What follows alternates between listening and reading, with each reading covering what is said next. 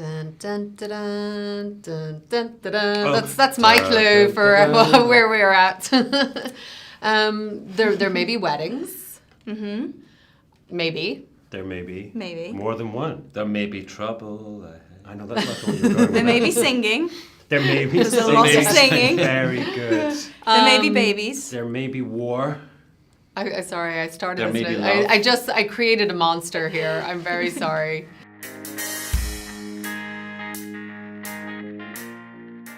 This is something we need to have a little conversation Do we? about, actually. Well, Can we not just give up the ghost and let no. the young ones have their moment? No. I'm quite happy with that. I feel that something needs to be settled here. This other report, obviously not as good as you, came on and said that you were the hot couple now. Well, everyone's entitled to their opinion, aren't they? I mean, it's all subjective. It's a lie, but it's subjective. Yeah. So, So Sam's done for the day. So, I was upset by that, but you know what? It's fine to pass on the mantle. They're dead now, aren't they? Yeah. Those journalists. We killed them. Yeah, they're on still. How does it feel to be the passion of the piece now? Is it the passion of the piece? I thought that was so. I don't think there's much passion when you've got a screaming baby all the time, actually. Yeah. You know, Jemmy's quite a vocal child. Yeah, Jamie's So- pretty vocal.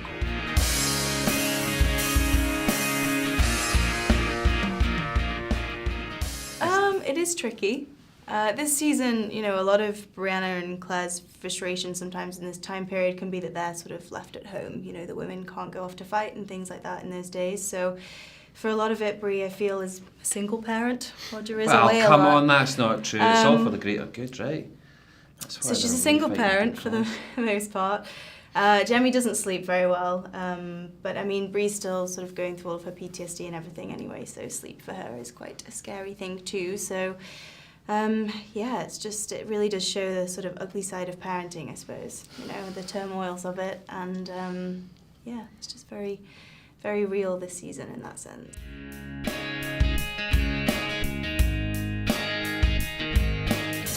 Yeah, I mean, that's been one of the great things about playing Claire this season is that she has established this surgery. I mean, now that they are settled and this is their home, we've seen her expand the surgery. It's been, you know, walking onto that set, John Gary Steele, just incredible. And just seeing all of the different instruments that she's been able to procure. And she has a microscope now.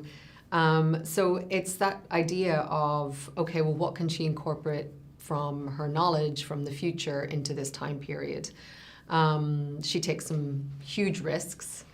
I think, you know, very early in the season, we will see, I think in episode 2, we will see one of those big risks that she takes. But it's really, I think her mission and her goal is to try and protect this community.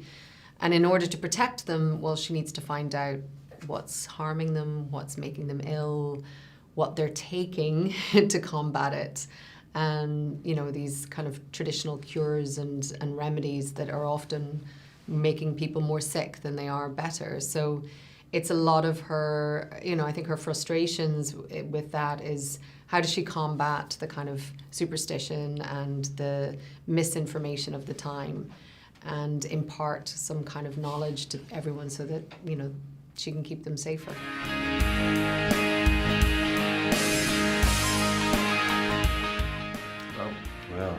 Well, yes. Look, Roger, Jamie's, you know, he's at this point he's been commissioned to go and hunt down his godfather, Martin Fitzgibbons, and he's working for the British, slightly duplicitously. He, you know, obviously doesn't really believe in what they stand for, but he knows that he has to do it for the greater good and to protect everyone at Fraser's Ridge.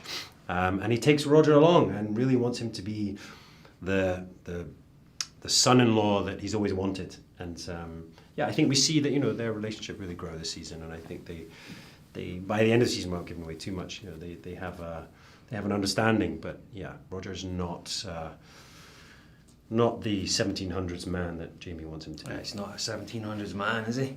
That was one of the fun things about playing season 5 was their relationship. It moves along in baby steps.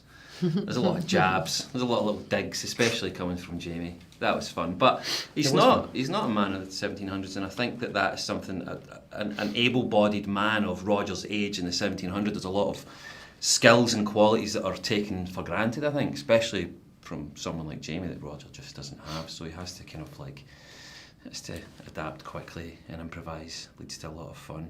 We all enjoy singing, though, don't we? But he can sing. I mean, he likes to think he can sing, so he brings.